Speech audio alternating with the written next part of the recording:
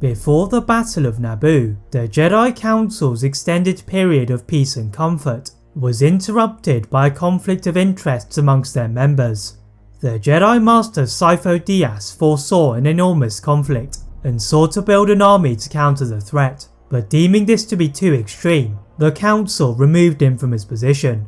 After his demotion, Sifo-Dyas was secretly given a mission by the Supreme Chancellor at the time, Finis Valorum, to negotiate with the growing threat on Obadiah, where the Pike Syndicate was controlling spice trading.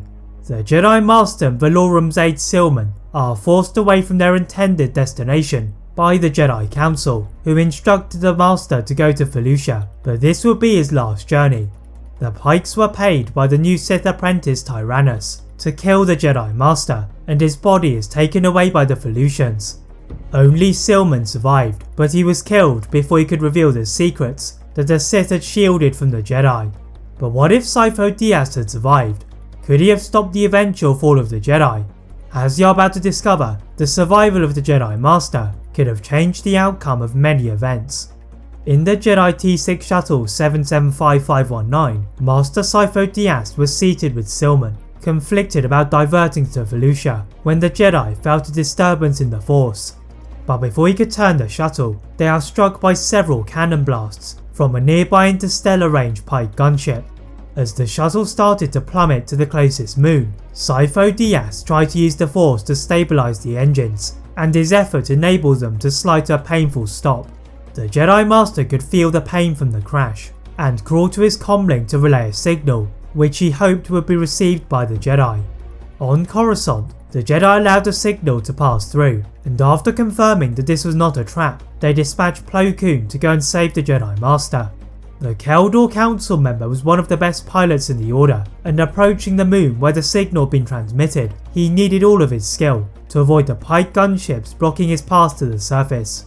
The blustering wind that greeted him upon his landing did not help him in his race to find Sifo-Dyas, but reaching out with the Force, he negotiated a violent sandstorm to the site of the wreckage. Plo Koon pulled out the two passengers from their location, but before he could lift them to safety, they hear the blaring from several Pike patrol ships. The council member ignited his blade, and protecting the wounded passengers, he began to deflect the blaster shots from the Pike patrol unit. The spice dealers did not stand a chance, but the Kel Dor Master soon sensed a familiar darker presence in the Force, and after one powerful telekinetic attack, he escaped before it arrived. Landing back at the Jedi Temple, Sifo-Dyas and Silman are taken to the Jedi Halls of Healing, and Plo Koon reported what he had found. The Jedi are curious that the Pikes would have wanted to kill Sifo-Dyas, but they are more disturbed by the revelation that there was yet another Sith who was able to elude them. Grandmaster Yoda walked to the infirmary, and there he was able to discover that the Jedi Master had been on a mission from the recently deposed Chancellor Valorum. But before he could travel the short distance to the home of the former politician, Master Windu revealed the disturbing news that the Pikes were mobilising to avenge those who had been killed on the moon of Obadiah. The Jedi gathered themselves to a way to deal with this threat, and knowing that the Pikes would be motivated by credits, they considered discussing the idea with Palpatine. Yoda quickly shuts down the proposal, as they could not be seen to be dealing with crime syndicates, and all they could do was wait for their move. In the office of the new Supreme Chancellor, Palpatine was growing concerned that his apprentice had not retrieved the body of the Jedi, and ordered him to repair his mistake. Making the journey to Obadiah, Dooku knew that it had not been a good idea to entrust the Pikes with such a difficult task as killing a Jedi, and as he walked to their fortress, their leader Lon Pike declares that they were preparing for an attack on the Jedi. The Sith apprentice had anticipated such an encounter, and gathering the most powerful warriors of their faction, he transported them all to Coruscant aboard a Republic cargo freighter.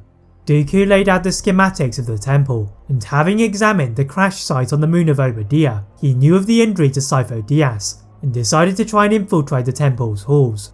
The slender frames of the warriors helped them crawl through a network of vents and bypass the temple guards, but to their surprise, the Jedi Master is nowhere to be found. The alarms soon begin to trigger around them, and attempting to leave through their entrance, they are blocked by the Jedi. The Pikes realise that they had just been betrayed by Dooku, and they debated whether they should help the Jedi.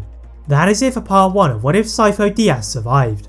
If you'd like to see a part 2 soon, please like this video, turn on that notification bell, click that subscribe button on this channel, as well as on my other channel What If Films. And as always, leave a comment on what if you'd all like to see next, and how I can improve my videos.